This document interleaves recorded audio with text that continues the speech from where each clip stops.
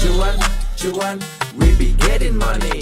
Cuan. Oke guys ya, mumpung marketnya lagi libur, kita akan coba bahas ini. Modal berapa agar bisa pensiun dan hidup hanya dari saham saja? Nah, modalnya berapa nih kira-kira? Mungkin setiap individu tuh beda-beda ya guys ya, tergantung dari kebutuhan bulanan masing-masing ya. Mungkin dipengaruhi oleh pasangan gitu ya, punya istri atau suami atau enggak. Terus jumlah anak berapa nih? Terus lokasi wilayah juga menentukan loh guys. Mungkin orang Jakarta sama orang Jogja tuh beda ya pengeluaran bulanannya. Tapi kita akan coba bahas di sini teman-teman ya, untuk perkiraan secara global gitu ya. Berapa sih modal yang kita perlukan agar kita bisa pensiun kayak gitu teman-teman di sini. Nah, tapi sebelum itu sebelum kita bahas tentang berapa modal yang diperlukan, nah kita harus breakdown dulu nih arti dari pensiun tuh kayak apa ya. Mungkin sebagian orang berpikir ya pensiun itu selesai gitu, nggak ngelakuin apa-apa, mek tidur doang gitu. Enggak guys, kalau menurut saya pribadi nih definisi pensiun menurut saya, itu adalah, pensiun itu adalah berhenti dari suatu hal dan memulai hal yang baru, itu pensiun teman-teman. Jadi contoh nih misalnya, saya pribadi sebagai contoh ya, saya itu habis lulus lulus kuliah itu saya bekerja di salah satu perusahaan, ya TBK guys ya, ada nih, sahamnya di Bursa Efek sampai saat ini kayak gitu.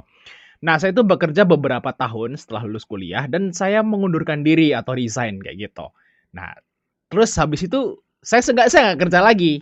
Saya fokus, bikin konten seperti ini teman-teman, kayak gitu. Jadi istilahnya saya berhenti bekerja jadi employee, dari employee saya berhenti bekerja, tapi saya memulai hal yang baru, jadi influencer, seperti itu teman-teman.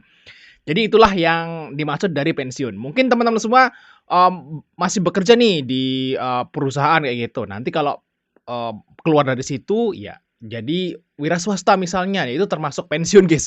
Pensiun dari employee, terus dia ngelakuin hal lain, usaha misalnya seperti itu. Karena semasih kita itu hidup gitu ya, kita itu nggak akan bisa nggak ngelakuin sesuatu kayak gitu. Tetap kita akan ngelakuin sesuatu selama kita masih hidup kayak gitu, teman-teman. Nah, itulah arti dari pensiun menurut saya pribadi kayak gitu.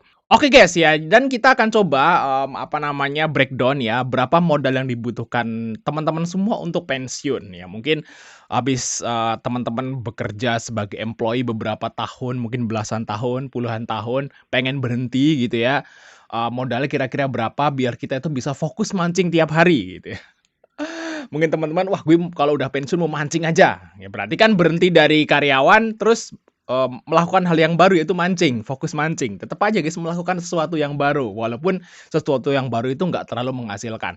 Nah, jadi kalau misalnya, teman-teman itu berhenti dari suatu hal yang menghasilkan atau kerja misalnya, terus mau memulai hal yang baru tapi nggak menghasilkan, teman-teman harus punya uang ya untuk memenuhi kebutuhan. Karena ya tetap aja ya kita kerja kita perlu makan, teman-teman nggak kerja juga perlu makan. Jadi teman-teman harus dapat penghasilan, dari hal yang lain selain bekerja.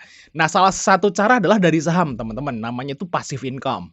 Nah, passive income itu salah satunya bisa diperoleh dari saham atau dari dividen kayak gitu. Nah, karena kita, nggak mau kerja lagi gitu ya, pengennya itu, apa namanya, pensiun dan fokus mancing atau hobi-hobi yang lain yang nggak menghasilkan. Nah, teman-teman harus punya duit segini nih. Nah, kalau kita lihat di sini teman-teman ya, misalnya nih kalian punya kebutuhan berapa nih? Mungkin setiap wilayah atau setiap individu berbeda-beda ya teman-teman ya. Mungkin ada yang bilang, "Wah Bang, gue sebulan 5 juta pun cukup." Kayak gitu ya. Mungkin anaknya cuma satu, bini satu, rumah udah punya segala macam. Nah, mungkin 5 juta cukup. Mungkin kalau di daerah misalnya daerah Jogja atau daerah Klaten yang memang biaya hidupnya rendah cukup. Nah, tapi kalau di Jakarta ya nggak cukup guys 5 juta teman-teman. Mungkin bisa lebih tinggi 15 atau 20. Nah, saya kira sih kalau, Indonesia bagian tengah dan Indonesia bagian barat, eee, apa namanya, kebutuhan bulanan 20 juta itu kalau menurut gue sudah layak, teman-teman. Nah, ini Indonesia Tengah dan Indonesia Barat. Tapi kalau Indonesia Timur lain lagi ya, kayak Papua segala macam di sana itu memang biaya hidupnya tuh gede karena memang di sana itu, eee, harga-harga bahan pokok tuh mahal, tapi ya di sana gajinya gede juga sih sebenarnya. Nah ini, apa namanya, duit ini ya khusus untuk Indonesia Tengah dan Barat aja. Nah, kalau misalnya kalian cukup nih 5 juta sebulan, nah berarti kan setahun butuh 60 juta tuh. Nah, kalau misalnya teman-teman beli saham berdividen 10%, itu teman-teman perlu modal 600 juta, guys. Jadi kalau kalian punya duit 600 juta, kebutuhan bulanan cuma 5 juta, nah itu udah ya, beli aja saham dengan dividen 10% dengan total 600 juta itu bisa memenuhi kebutuhan 5 juta sebulan. Nah, kalau kalian misalnya kebutuhan bulanan 15 juta nih, misalnya, wah anak saya 2 gitu ya, istrinya 1, anak 2, kebutuhannya 15 juta sebulan. Nah, teman-teman harus punya uang 1,8 miliar untuk dapetin sorry, untuk dapetin, biaya setahun 180, bulanannya 15 juta, kayak gitu teman-teman ya. Nah, terus kalau misalnya kalian di Jakarta nih, di kota-kota besar, wah harus 20 juta nih, ya berarti teman-teman harus punya duit 2,4 miliar. Nah, ini kalau dapat dividen 10%. Nah, kalau kalian beli saham yang berdividen 8%, berarti teman-teman kalau kebutuhannya itu 20 juta, kalian harus punya duit 3 miliar. Nah, kalau menurutku pribadi, teman-teman ya, ini mungkin sesuai dengan kebutuhan pribadi saya kayak gitu ya. Nah, kalau saya sih ya aman-amannya sih 3 miliar, guys. Ya, kalau kalian misalnya teman-teman semua itu bekerja gitu ya, atau pengusaha atau mungkin employee atau apalah yang bisa ngasilin tabungan 3 miliar, teman-teman harusnya ya itu bisa pensiun, guys. Beli aja saham dengan dividen 8 sampai 10%. Nah, teman-teman perkiraan kurang lebih dapat duit 240 juta setahun dengan dibagi 12 berarti 20 juta itu udah bisa lah kalau menurutku.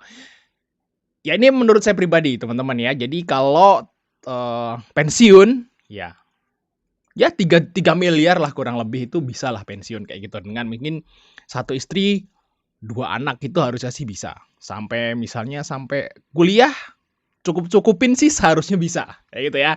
Mungkin teman-teman, anaknya kuliah nih dua-duanya, saya kira 20 juta itu dicukup-cukupin tuh bisa, kayak gitu teman-teman ya. Dan sambil teman-teman nyari sampingan yang lain tentunya ya untuk dapetin, kebutuhan lebihnya kalau kuliah kayak gitu.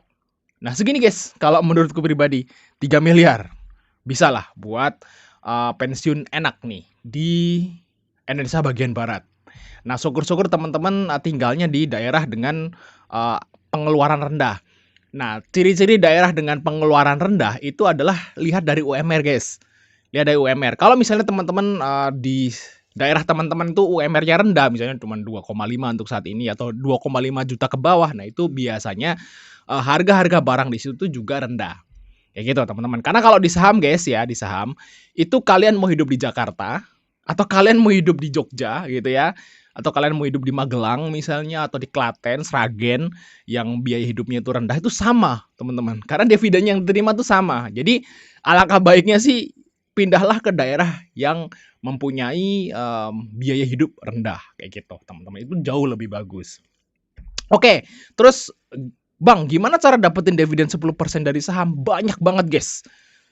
Banyak banget saat ini saham-saham yang bagi dividen itu, 10% bahkan lebih tuh banyak. Kenapa? Karena IHSG saat ini lagi bottom, guys. Lagi drop IHSG. Dan, ini adalah kesempatan nih sebenarnya bagi teman-teman semua yang pengen pensiun di saham dan mungkin punya uang 2,5 sampai 3 miliar. Nah, ini teman-teman banyak banget pilihan saham-saham dengan dividen tuh 10% atau lebih. Karena IHSG memang lagi di bawah. Karena kalau, saham itu drop ya, otomatis dividen yield-nya akan naik. Kayak gitu teman-teman, banyak banget. Semua big bank itu hitungan saya sekarang ya, semua big bank misalnya kecuali BCA ya. Mandiri, BRI, BNI ya, itu dividennya guys, itu di atas 10% ketiga bank ini. Ditambah lagi Astra Internasional itu juga di atas 10% dengan harga yang sekarang kayak gitu. Mungkin tambah-tambah lagi saham-saham misalnya kayak LPPF, RALS, terus mungkin ada tambah lagi Adaro, PTBA ya, UNTR itu dividennya juga sekitaran 10% kurang lebih ya. Banyak banget pilihannya di sini teman-teman. Ya, di sini kita udah rangkum ya, guys ya tuh, apa ini? SCGO, RALS ini, RALS di 10% guys tuh. Nah, pilih aja saham-saham blue chip, guys. Karena kalau saham-saham yang misalnya kayak Lepin nih ya, kayak Lepin ini memang, dividennya itu gede ya, cuman dia kan, nggak terlalu liquid. Jadi kalau teman-teman uangnya gede itu nggak akan bisa masuk. Jadi pilihlah saham-saham yang blue chip ya, value-nya gede ya, transaksinya besar ya, teman-teman bisa andelin dividennya sih biasanya perusahaan-perusahaannya itu juga perusahaan besar juga, teman-teman, kayak gitu. Nah, gimana menurut kalian teman-teman ya? Apakah setuju nih ya punya uang 3M itu bisa pensiun, fokus mancing aja kayak gitu ya, tiap hari yang hobi mancing. Oke, thanks sudah nonton, sampai ketemu di video berikutnya guys.